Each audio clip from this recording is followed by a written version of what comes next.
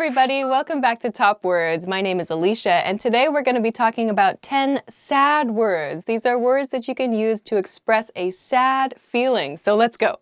Sad. The first word is sad. Sad. Anytime you feel down, you feel disappointed, just a general not good feeling, you can say, I'm sad. If someone asks you, how are you doing? I'm sad. Disappointed. The next word is disappointed. You can use this with food, with people, with pets if you like. My parents like to use disappointed when they wanted to express that I did not live up to their expectations. They would say, Alicia, I'm really disappointed in you. And I felt so bad because it meant their expectation was here and my action was here. So it's very effective. But at the same time, it's so motivating. Lonely. The next word is lonely. Lonely. I don't want to talk about this word, it's sad. Maybe you've been spending a lot of time alone, or there's someone that you really want to see, or you want to see your family members, or maybe you're working too much, I don't know. Whatever it is, maybe you feel like you want to talk to people, or you want to see people, be around people, but you can't. You can use the word lonely to describe that feeling. I've only been working for the last few months. I haven't had a chance to spend much time with my friends. I'm feeling kind of lonely. Nervous. The next word is nervous. Nervous is used for any tension, any anxiety. Excited, but in a bad way about something. When I was a child, before my piano performances, I would get so nervous.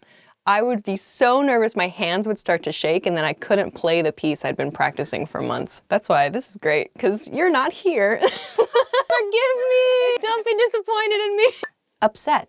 Upset is a really, really useful word. Anytime you feel sad, angry, depressed, disappointed, unhappy in general, you can say, I'm upset, or he or she is upset. It's just a general unhappy word, but it doesn't mean unhappy. It just means something is wrong. There's a way a person usually behaves, but I'm upset means something's not right. In a sentence, I might say, I'm really upset about my performance last year. I was too nervous, and my parents were disappointed in me. I'm sad now. Whoa! Yeah, okay. Frightened. Frightened. Frightened just means you're afraid, you're scared of something. Like when you go to a movie and it's really scary, you can say, I was frightened. Frightened is not a word that I use in everyday conversation though. I might read this word in a book, I suppose, but I can't remember the last time I said, I'm very frightened.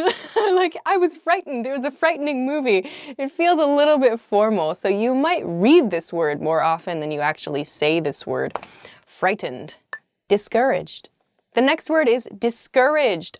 If you're trying to do something, like at your job or as a hobby or whatever, but it's really, really difficult, or you're receiving a lot of criticism, or it's just not going as you planned, you can say, I'm feeling discouraged. That sad or that upset feeling of wanting to do something, but not being able to, or having a hard time doing that. I'm feeling a little bit discouraged about my recent work project, for example.